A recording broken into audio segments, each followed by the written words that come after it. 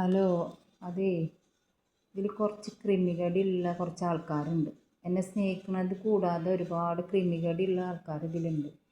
നിങ്ങൾ എന്നോട് പറയാറില്ലേ നെഗറ്റീവ് കമൻ്റ് ഇടുമ്പോൾ മറുപടി കൊടുക്കണ്ട എന്ന് പറയുമ്പോൾ ഞാൻ അതിന് മറുപടി കൊടുക്കുക. അത് അനാവശ്യമായിട്ടുള്ള മെസ്സേജുകളും പിന്നെ ഒക്കെ അയക്കണത് ഈ കുറേ തന്താരില്ലേ, വീട്ടിൽ പെങ്ങന്മാരില്ലാണ്ടും ഭാര്യമാർ അവരെ സുഖങ്ങൾ തീർത്ത് കൊടുക്കാണ്ടൊക്കെ ഉള്ള ആൾക്കാരുണ്ടല്ലോ.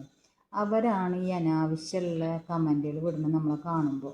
നമ്മളൊന്നും ഒരാളെ അടുത്ത് അങ്ങനെ കണ്ടിട്ടില്ല കേട്ടിട്ടുമില്ല. നമ്മളിതുവരെ ഞങ്ങളെ ഭർത്താക്കന്മാരൊക്കെ ഫോൺ ഉപയോഗിക്കുന്നുണ്ട്, അവർക്ക് ഫേസ്ബുക്കും ഇൻസ്റ്റഗ്രാമും ഒക്കെ ഉണ്ട്. അവരൊന്നും ഒരു പെണ്ണുങ്ങൾക്കും ഇതേപോലെയുള്ള മെസ്സേജുകളൊന്നും അയക്കണമൊന്നുമില്ല.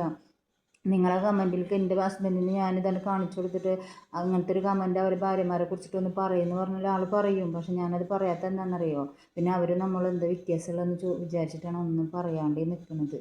മനസ്സിലായ? അതുപോലെ തന്നെ എന്തെല്ലാം അനാവശ്യം ക്രിമി കടിച്ചിട്ടാന്ന് തോന്നുന്നുണ്ട്. അവർക്ക് മാറ്റി കൊടുക്കാൻ വീട്ടിലാരും ഉണ്ടാവില്ല. അപ്പോൾ അത് മാറ്റി കൊടുക്കാൻ എന്നെക്കൊണ്ട് കഴിയില്ല. കാരണം എനിക്ക് എൻ്റെ വീട്ടിലൊരെണ്ണം ഉണ്ട്. മനസ്സിലായ? അപ്പോൾ അതുകൊണ്ട് നമ്മൾ ഈ വീഡിയോ ഒക്കെ ഇടുന്നത് നമ്മൾ സന്തോഷത്തിനാണ്, അല്ലാതെ ഇവരെ അനാവശ്യങ്ങൾ കേൾക്കാനോ മറ്റുള്ളത് കേൾക്കാനല്ല. ഇവരെല്ലാം എനിക്ക് ഫേസ്ബുക്കിൽ പൈസ തരണത്, ഇവരെ വീട്ടിൽ നിന്നും കൊണ്ടുവന്ന് തരണതല്ല.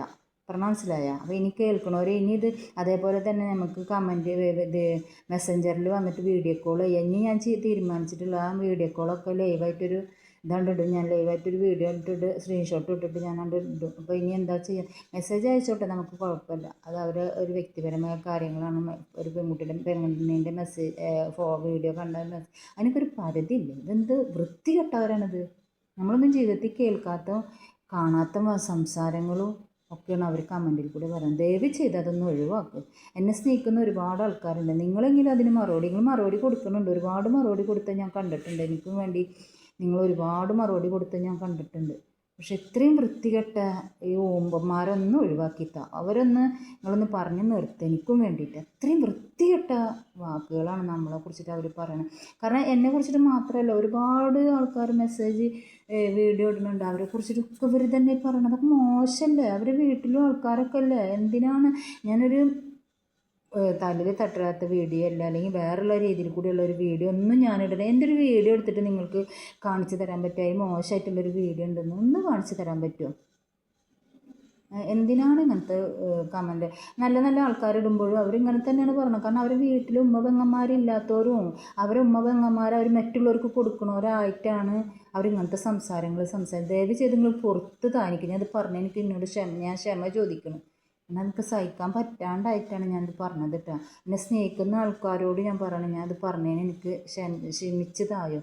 ഇത്രയും വിഷമത്തോട് കൂടിയിട്ടുള്ള കമൻറ്റുകൾ വന്നതിൻ്റെ പേരിലാണ് ഞാൻ വീഡിയോ ഇട്ടത്. ദയവ് ചെയ്ത് എനിക്ക് ക്ഷമിച്ചതായി ഞാൻ പറഞ്ഞിട്ടുണ്ട്. നിങ്ങളെ മുന്നിൽ ഇത് പറഞ്ഞതിന്. എന്നെ സ്നേഹിക്കുന്ന ഒരുപാട് ആൾക്കാരുണ്ട്. ആങ്ങളമാരെ ഉള്ള പോലത്തെ ആൾക്കാരും ഒരുപാട് സഹോദരന്മാർ എനിക്ക് നല്ല നല്ല മെസ്സേജുകളൊക്കെ ഉണ്ട്.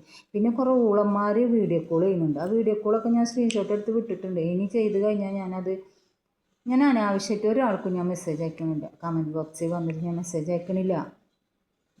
സഹിക്കാൻ പറ്റാണ്ടാകുമ്പോഴാണ് ഞാൻ മെസ്സേജ് അയക്കുക. ഒരു പരിധി വരെ അല്ലേ മനുഷ്യന്മാർ കേൾക്കുകയും കാണുകയും ചെയ്യുക. ഇത് റസൂലുള്ളാഹിയുടെ മോൾ ഫാത്തിമ ബീവി ഒന്നല്ല. എൻ്റെ പേര് ഫാത്തിമ ആണെങ്കിൽ റസൂലുള്ളാഹിയുടെ മോളൊന്നുമല്ല. ഞാൻ ക്ഷമിച്ചിരിക്കാൻ. മനസ്സിലായോ? ഒരു പരിധി വരെ ഞാൻ ക്ഷമിച്ചിരിക്കുള്ളൂ. ഇനി ഒരു വീഡിയോ കോൾ നിങ്ങൾ മെസ്സേജ് അയച്ചോ, അതിന് കുഴപ്പമില്ല. എന്തിനാണ് ഇപ്പോൾ ആദരാകുമ്പോൾ 1 മണിക്ക് 2 മണിക്കൊക്കെ നമ്മൾ നെറ്റ് ഓണായി കിടക്കുകയാണ്. നമ്മൾ വൈഫൈ ഉള്ള നമുക്ക് നെറ്റ് ഓഫാക്കിയിടാൻ പറ്റില്ല. അപ്പോൾ നെറ്റ് ഓണായി കിടക്കുന്ന സമയത്തൊക്കെ ഇവർ എന്തിനാണ് നമുക്ക് വീഡിയോ കോൾ? ഞങ്ങൾ ചിലപ്പോൾ 1 മണിക്കൂർ 2 മണിക്കൂർ അല്ലെങ്കിൽ 2 മണി 3 മണി വരെയൊക്കെ ഞങ്ങൾ ചിലപ്പോൾ ഓൺലൈനിൽ ഉണ്ടായിരിക്കും. അതിന് ഇവരെന്തിനാണ് വീഡിയോ കോൾ ചെയ്യേണ്ട ആവശ്യം? എൻ്റെ ഒരു ആവശ്യം അവിടെ വരുന്നില്ല.